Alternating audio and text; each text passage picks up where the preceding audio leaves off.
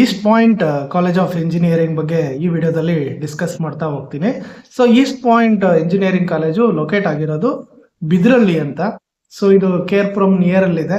So ನೀವೇನಾದ್ರೂ ಹೊಸಕೋಟೆ ಮತ್ತೆ ಕೇರ್ಪುರಂ ಹೈವೇಲಿ ಓಡಾಡಿದ್ರೆ ಹಾವಲಹಳ್ಳಿ ಅಂತ ಒಂದು ಸ್ಟಾಪ್ ಬರುತ್ತೆ. ಆ ಹಾವಲಹಳ್ಳಿಯಿಂದ ನಿಮಗೆ ಒಂದು 2-3 ಕಿಲೋಮೀಟರ್ ಡಿಸ್ಟೆನ್ಸ್ ಅಲ್ಲಿ ನೀವು ಈ ಕಾಲೇಜು ಬಿದ್ರಳ್ಳಿ ಅಂತ ಬರುತ್ತೆ, ಅಲ್ಲಿ ಕಾಲೇಜು ಲೊಕೇಟ್ ಆಗಿದೆ. ಸೊ ಈ ಕಾಲೇಜ್ ಬಂದು ಅಟೋನಮಸ್ ಅಥವಾ VTUನ ಅಂತ ನೀವೇನಾದ್ರೂ ಅನ್ಕೊಂಡ್ರೆ, ರೀಸೆಂಟ್ ಆಗಿ ಲಾಸ್ಟ್ 2 years ಇಂದ ಅಟೋನಮಸ್ ಆಗಿ ವರ್ಕ್ ಆಗ್ತಾ ಇದೆ. ಸೊ ನಿಮ್ಗೆ ಆಲ್ರೆಡಿ ಗೊತ್ತಿದೆ ಅಟೋನಮಸ್ ಆದ್ರೆ ಏನ್ ಬೆನಿಫಿಟ್ ಇದೆ, ಯಾವಾಗ ಅಟೋನಮಸ್ ಆಗುತ್ತೆ ಅಂತ ನಾನು ತುಂಬಾ ವಿಡಿಯೋದಲ್ಲಿ ಡಿಸ್ಕಸ್ ಮಾಡಿದ್ದೀನಿ. ಸೊ ಅಟೋನಮಸ್ ಆಗ್ಬೇಕು ಅಂದ್ರೆ NAC ಅಕ್ರಿಡೇಷನ್ A+ ಅಥವಾ A ಗ್ರೇಡ್ ಇರಬೇಕು. ಸೊ ಅದಿದ್ರೆ ಮಾತ್ರ ನಿಮಗೆ ಅಟೋನಮಸ್ ಸ್ಟೇಟಸ್ ಕೊಡ್ತಾರೆ. ಸೊ ಅಟೋನಮಸ್ ಸ್ಟೇಟಸ್ ಬರ್ಬೇಕಂದ್ರೆ NAC A ಗ್ರೇಡ್ ಇರಬೇಕು. NAC A ಗ್ರೇಡ್ ಬರಬೇಕು ಅಂದ್ರೆ ಎಲ್ಲಾ ರೀತಿಯ ಫೆಸಿಲಿಟೀಸ್ ಇರಬೇಕು. ಸೊ ಆಗ್ಲೇ ಮಾತ್ರ ಅಟೋನಮಸ್ ಸ್ಟೇಟಸ್ ಕೊಡ್ತಾರೆ. ಸೊ ಅಟೋನಮಸ್ ಕಾಲೇಜಸ್ ಸೇರೋದ್ರಿಂದ ತುಂಬಾ ಬೆನಿಫಿಟ್ ಇರುತ್ತೆ. ಆಲ್ರೆಡಿ ನಾನು ಹೇಳ್ದಾಗೆ ಕಾಲೇಜಲ್ಲೇ ಎಕ್ಸಾಮಿನೇಷನ್ ಇರುತ್ತೆ, ಕಾಲೇಜ್ದೇ ಸಿಲೆಬಸ್ ಕಂಟ್ರೋಲ್ ಇರುತ್ತೆ. ಸೊ ವ್ಯಾಲ್ಯೂಯೇಷನ್ ಕಾಲೇಜ್ ಕಂಟ್ರೋಲ್ ಅಲ್ಲೇ ಇರುತ್ತೆ. So there is a more advantages ಸ್ಟೂಡೆಂಟ್ಸ್ಗೆ ಅಟೋನಮಸ್ ಕಾಲೇಜ್ ಸೇರೋದ್ರಿಂದ ತುಂಬಾ ಜಾಸ್ತಿ ಇರುತ್ತೆ. ಸೊ ಇದನ್ನ ನೋಡ್ಕೊಂಡಾಗ ನಿಮಗೆ CGP ಎಲ್ಲ ಜಾಸ್ತಿ ಆಗುತ್ತೆ ಕಂಪ್ಯಾರಿಟಿವ್ಲಿ ಅದರ್ ಕಾಲೇಜಸ್. ಸೊ ಅದರಿಂದ ನೀವು ಅಟೋನಮಸ್ ಕಾಲೇಜಸ್ನ ಪ್ರಿಫರ್ ಮಾಡೋದು ತುಂಬಾ ಒಳ್ಳೆಯದು. ಸೊ ಈಗ ನೆಕ್ಸ್ಟ್ ಬಂದಾಗ ಟ್ರಾನ್ಸ್ಪೋರ್ಟೇಷನ್ ವಿಷಯಕ್ಕೆ ಬಂದಾಗ, ಸೊ ಈ ಕಾಲೇಜ್ ಲೊಕೇಟ್ ಆಗಿರೋದು ಸ್ವಲ್ಪ ಇಂಟೀರಿಯರ್ ಆಗಿದೆ. ಸೊ ಅದರಿಂದ ಸ್ವಲ್ಪ ಟ್ರಾನ್ಸ್ಪೋರ್ಟೇಷನ್ ಬಗ್ಗೆ ನೀವು ಸ್ವಲ್ಪ ಕೇರ್ ಮಾಡಬೇಕಾಗುತ್ತೆ. ಏನಪ್ಪಾ ಅಂದ್ರೆ, ಈಗ ನೀವು ಕೇರ್ಪುರಂ ಟು ಹೊಸಕೋಟೆ ಹೈವೇಲಿ ಓಡಾಡಿದ್ರೆ ಹಾವಲಹಳ್ಳಿ ಸ್ಟಾಪ್ ಅಂತ ಹೇಳಿದೆ, ಅಲ್ಲಿ ಇಲ್ಲಿಂದ 2-3 ಕಿಲೋಮೀಟರ್ಸ್ ಇನ್ ಕೇಸ್ ನಿಮ್ ಬಸ್ ಸಿಗ್ಲಿಲ್ಲ ಅಂದ್ರೆ ಅಲ್ಲಿಂದ ವಾಕ್ ಮಾಡ್ಬೇಕಾಗುತ್ತೆ, ಇಲ್ಲ ಆಟೋದಲ್ಲಿ ಹೋಗ್ಬೇಕಾಗುತ್ತೆ. ಸೊ ಬೆಳಗ್ಗೆ ಮತ್ತೆ ಸಂಜೆ ಇವ್ರು ಕಾಲೇಜಿಂದಾನೇ ಹಾವಲಹಳ್ಳಿಯಿಂದ ಕಾಲೇಜ್ಗೆ ಪಿಕಪ್ ಡ್ರಾಪ್ ಮಾಡ್ತಾರೆ. ಸೊ ಅದು ನಿಮಗೆ ಫ್ರೀ ಆಫ್ ಕಾಸ್ಟ್ ಅಲ್ಲಿ ಇರುತ್ತೆ. ಅಂದ್ರೆ ಕಾಲೇಜ್ ಅಡ್ಮಿಷನ್ ಆಗೋ ಟೈಮಲ್ಲೇ ಅದಕ್ಕೆ ಮಿನಿಮಮ್ ಚಾರ್ಜ್ ತೊಗೊಂಡಿರ್ತಾರೆ. ಸೊ ಅದು ಫೆಸಿಲಿಟಿ ಎಲ್ಲ ಸ್ಟೂಡೆಂಟ್ಸ್ಗೂ ಕೊಡ್ತಾರೆ. ನೀವು ಹಾವಲಹಳ್ಳಿಯಲ್ಲಿ ಬೆಳಗ್ಗೆ ಯಾವುದೋ ಒಂದು ಟೈಮ್ ಇರುತ್ತೆ, ಆ ಟೈಮಲ್ಲಿ ಹೋಗಿ ಅಲ್ಲಿ ಹೇಳ್ಕೊಂಡ್ರೆ ಅಲ್ಲಿಂದ ನೀವು ಈಸಿಯಾಗಿ ಆಕ್ಸೆಸ್ ಮಾಡ್ಬೋದು. ಸೊ ಇದು ಜೊತೆಗೆ ಕಾಲೇಜ್ ಬಸ್ಸಸ್ ಇದೆ. ಸೊ ನಿಮಗೆ ಬೇರೆ ಬೇರೆ ಲೊಕೇಶನ್ಗೆ ಕಾಲೇಜ್ ಬಸ್ಸಸ್ ಇದೆ.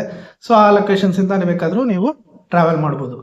ನೆಕ್ಸ್ಟ್ ವೆರಿ ಇಂಪಾರ್ಟೆಂಟು, ತುಂಬಾ ಜನ ಕೇಳೋದು ಮೆಟ್ರೋ ಫೆಸಿಲಿಟಿ ಇದೆಯಾ ಅಂತ.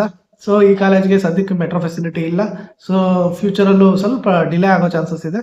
ಸೊ ಮೇ ಬಿ ಹೊಸಕೋಟೆಗೆ ಮೆಟ್ರೋ ಬರ್ಬೋದು, ಅದು ಕಾಡ್ಗುಡಿಯಿಂದ ಆ ರೂಟಲ್ಲಿ ಬರುತ್ತೆ. ಸೊ ಈಗ ನಮ್ಮ ಈ ಸೈಡಲ್ಲಿ ಕೇರ್ಪುರಂ ಟು ಹೊಸಕೋಟೆ ಸ್ಟ್ರೈಟ್ ಏನಾದರೂ ಮೆಟ್ರೋ ಮಾಡಿದ್ರೆ ನಿಮ್ಗೆ ಹಾವಲಹಳ್ಳಿಯಲ್ಲಿ ಒಂದು ಸ್ಟಾಪ್ ಖಂಡಿತ ಕೊಡ್ತಾರೆ. ಸೊ ಅದು ಒಂದು ಒಳ್ಳೆ ಪಾಯಿಂಟು. ಸೊ ಅಲ್ಲಿ ಸ್ಟಾಪ್ ಕೊಟ್ಟರೆ ನೀವು ಈಸಿಯಾಗಿ ಒಂದು 2-3 ಕಿಲೋಮೀಟರ್ ಆಕ್ಸೆಸ್ ಮಾಡ್ಬೋದು. ಸೊ ರೀಸೆಂಟ್ ಅಂದರೆ ಈಗ ನೀವು ಸದ್ಯಕ್ಕೆ ಏನಾದರೂ ಇಂಜಿನಿಯರಿಂಗ್ ಸೇರ್ತೀರಿ ಅಂದರೆ, ನೀವು 4 ವರ್ಷ ಇಂಜಿನಿಯರಿಂಗ್ ಮುಗಿಸ್ತೀನಿ ಅಂದರೂ ಈ ಕಾಲೇಜಲ್ಲಿ ಮೆಟ್ರೋ ಫೆಸಿಲಿಟಿ ಸಿಗೋದು ಕಷ್ಟ ಇದೆ. ಸೊ ಮೆಟ್ರೋ ಫೆಸಿಲಿಟಿ ಬೇಡ ಅಂತ ಅನ್ಕೊಂಡ್ರೆ ಈ ಕಾಲೇಜ್ಗೆ ಸೇರ್ಬೋದು. ಜೊತೆಗೆ ಸೊ ಹಾಸ್ಟೆಲ್ ಫೆಸಿಲಿಟಿ ಯಾವ ಥರ ಇದೆ ಅದು ತುಂಬ ಇಂಪಾರ್ಟೆಂಟ್ ಅಲ್ವಾ. ಸೊ ಹಾಸ್ಟೆಲ್ ವಿಷಯಕ್ಕೆ ಬಂದಾಗ ಕಾಲೇಜ್ ಕ್ಯಾಂಪಸಲ್ಲೇ ಹಾಸ್ಟೆಲ್ ಇದೆ, ಬಾಯ್ಸು ಗರ್ಲ್ಸ್ ಹಾಸ್ಟೆಲ್ ಇದೆ. ಸೊ ಏನಪ್ಪ ಫೀಸ್ ಆಗುತ್ತೆ ಅಂದರೆ, ಇಲ್ಲಿ 80,000 1,20,000 ತನಕ ಕಾಮನ್ ಆಗಿ ಎಲ್ಲ ಬೆಂಗಳೂರು ಯಾವುದೇ ಇಂಜಿನಿಯರಿಂಗ್ ಕಾಲೇಜ್ಗೆ ಹೋದ್ರೂ ಆನ್ ಆ್ಯಂಡ್ ಅವರೇಜ್ ಅಷ್ಟೇ ಇರುತ್ತೆ. ಸೊ ಇವರು ನೀವು ಕಾಲೇಜಲ್ಲಿ ಹೋದ್ರಾಗ 80 to 120 ಆಗ್ಬೋದು, ಡಿಪೆಂಡ್ ಆನ್ ನಿಮ್ಮ ಶೇರಿಂಗ್. 2 ಶೇರಿಂಗ್ ಆದರೆ ಸ್ವಲ್ಪ ಕಡಿಮೆ ಇರುತ್ತೆ, 3-4 ಶೇರಿಂಗ್ ಆದರೆ ಸ್ವಲ್ಪ ಜಾಸ್ತಿ ಆಗುತ್ತೆ. ಸೊ ಇದು ತುಂಬ ಇಂಪಾರ್ಟೆಂಟು. ಏನಕ್ಕೆ ಅಂದರೆ, ನೀವು ಕಾಲೇಜ್ ಹಾಸ್ಟೆಲ್ಗೆ ಸೇರ್ತೀನಿ ಅಂದಾಗ ನಿಮ್ಮದು equivalent to the college fees ಕಟ್ಟಬೇಕಾಗುತ್ತೆ ಯಾವುದೇ ಇಂಜಿನಿಯರಿಂಗ್ ಕಾಲೇಜಲ್ಲಿ. ಸೊ ಅದಕ್ಕೆ ನೀವು ಆಲೋಚನೆ ಮಾಡಿಕೊಂಡು ಸೇರಬೇಕಾಗುತ್ತೆ.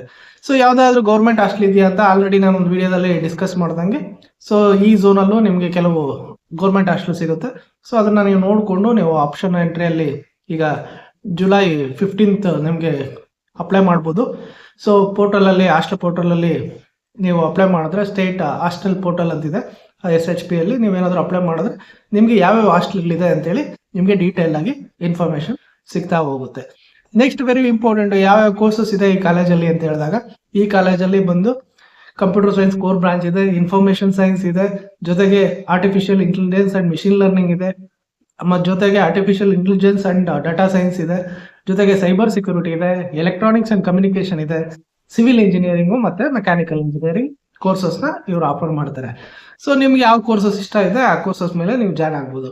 ಏನಪ್ಪ ಈ ಕಾಲೇಜ್ಗೆ ಯಾವ ಥರ ಜಾಯ್ನ್ ಆಗ್ಬೋದು ಅಂದರೆ, ಒಂದು KCET ಇಂದ ನೀವು ಜಾಯ್ನ್ ಆಗ್ಬೋದು, ಇಲ್ಲ ನನಗೆ KCET ಸೀಟ್ ಸಿಗಲ್ಲ ಅಂದರೆ ಮ್ಯಾನೇಜ್ಮೆಂಟ್ ಥ್ರೂನು ಬರ್ಬೋದು, ಇಲ್ಲ ಕಾಮೆಂಟ್ ಕೆಯಿಂದನೂ ಬರ್ಬೋದು.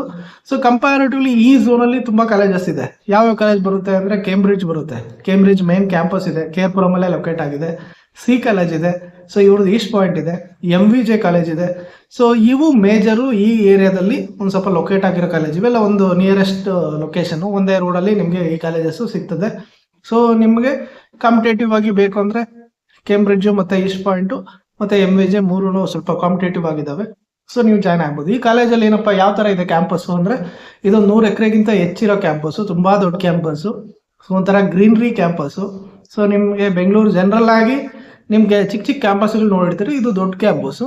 ಒಂದು ಯೂನಿವರ್ಸಿಟಿ ಫೀಲ್ ಬರುತ್ತೆ. ಇವರು ಮೆಡಿಕಲ್ ಕಾಲೇಜ್ ಮೇಂಟೈನ್ ಮಾಡ್ತಿದ್ದಾರೆ. ಸೊ ಜೊತೆಗೆ ಮೆಡಿಕಲ್ ಹಾಸ್ಪಿಟಲ್ ಬೇರೆ ಇದೆ. ಜೊತೆಗೆ ತುಂಬ ಡಿಫ್ರೆಂಟ್ ನರ್ಸಿಂಗ್ ಕೋರ್ಸಸ್ ಇದೆ, ಬೇರೆ ಬೇರೆ ಡಿಗ್ರಿ ಕೋರ್ಸಸ್ ಎಲ್ಲ ಒಂದೇ ಕ್ಯಾಂಪಸಲ್ಲಿ ಇರೋದ್ರಿಂದ ಒಂದು ಸ್ವಲ್ಪ ಕ್ರೌಡಿ ಫೀಲ್ ಬರುತ್ತೆ. But greenery campus. ಸೊ ಒಂದೊಂದು ಒಳ್ಳೆ ಡಿಫ್ರೆಂಟ್ ಯೂನಿವರ್ಸಿಟಿ ಫೀಲ್ ಅಂತೂ ಖಂಡಿತ ಬರುತ್ತೆ. ಸ್ವಲ್ಪ ಮಾಡ್ರನ್ ಕ್ಯಾಂಪಸ್ ಆಗಿದೆ, ಅದು ಇಂಪಾರ್ಟೆಂಟು. ಸೊ ಹೊಸದಾಗಿ ಎಲ್ಲ ಬಿಲ್ಡ್ ಮಾಡ್ತಾರೆ. ಇದು ಮೇ ಬಿ ಸ್ಟಾರ್ಟ್ ಆಗಿರೋದು 1999 ಸೊ ಈ 25-26 ಇಯರ್ಸಲ್ಲಿ ತುಂಬ ಡೆವಲಪ್ಮೆಂಟ್ ಆಗಿದೆ. ಸೊ ಅದೇ ಥರ ಒಳ್ಳೆ ರೆಪ್ಯುಟೇಷನ್ ಬಿಲ್ಡ್ ಮಾಡ್ತಾ ಇದೆ. ಸೊ ವೆರಿ ಇಂಪಾರ್ಟೆಂಟು ಎಲ್ಲರಿಗೂ. ಸರ್ ಏನೋ ಆಗಲಿ, ಕಾಲೇಜ್ ಬಿಲ್ಡಿಂಗ್ ಹೇಗಿರಲಿ, ಯಾವುದೇ ಕೋರ್ಸ್ ಇರಲಿ, ಕೆಲಸ ಕೊಡಿಸ್ತಾರಾ, ಪ್ಲೇಸ್ಮೆಂಟ್ ಹೇಗಿದೆ ಅಂತ ಏನಾದರೂ ಅಂದ್ಕೊಂಡ್ರೆ ಇದು ತುಂಬ ವೆರಿ ಇಂಪಾರ್ಟೆಂಟ್ ಪಾಯಿಂಟು. ಸೊ ಈಗ ರೀಸೆಂಟಾಗಿ ತುಂಬ ಜನ ಎಲ್ಲ ಇಂಜಿನಿಯರಿಂಗ್ ಕಂಪ್ಲೀಟ್ ಮಾಡಿರೋರು ಪ್ಲೇಸ್ಮೆಂಟ್ ಸ್ಟೇಟಸ್ ಕೇಳಿದಾಗ ತುಂಬ ಜನಕ್ಕೆ ಏನಂದರೆ 5 ರಿಂದ 6 lakh on and average package, highest package. ಈ ಬ್ಯಾಚಲ್ಲಿ ಏನು ಅಂತ ಹೈಯೆಸ್ಟ್ ಪ್ಯಾಕೇಜ್ ಸಿಕ್ಕಿಲ್ಲ ಅಂತ ಹೇಳ್ತಿದ್ರು. ಸೊ ಅದನ್ನು ನೀವು ಡೈರೆಕ್ಟಾಗಿ ಕಾಲೇಜಲ್ಲಿ ಇನ್ಫಾರ್ಮೇಷನ್ ಕೇಳಿದ್ರೆ ಅವರೇ ಮಾಹಿತಿ ಕೊಡ್ತಾರೆ. ಇಲ್ಲೂ ಅಷ್ಟೇ ಹೈಯೆಸ್ಟ್ ಪ್ಯಾಕೇಜ್ ಮೇಲೇನೋ ತೊಗೊಂಡಿದ್ದಾರೆ. ಸೊ ಈ ಕಾಲೇಜಲ್ಲಿ ಈಗ ರೀಸೆಂಟಾಗಿ ಸ್ವಲ್ಪ ಪ್ಲೇಸ್ಮೆಂಟ್ಗೆ ಕಷ್ಟ ಆಗಿದೆ. So student 5-6 lakh average package ಅಂದರೆ ಕೆಲವರು ತುಂಬ ಬ್ರೈಟ್ ಸ್ಟೂಡೆಂಟ್ಸ್ ಎಲ್ಲ ಏನು ಮಾಡ್ತಾರೆ, ನೆಗ್ಲೆಕ್ಟ್ ಮಾಡ್ತಾರೆ, ಬೇಡ ವಿಲ್ ಟ್ರೈ ಔಟ್ಸೈಡ್ ಅಂತೇಳಿ. ಸೊ ಆ ಪಾಯಿಂಟಲ್ಲಿ ನೀವು ಸ್ವಲ್ಪ ಯೋಚನೆ ಮಾಡಬೇಕು.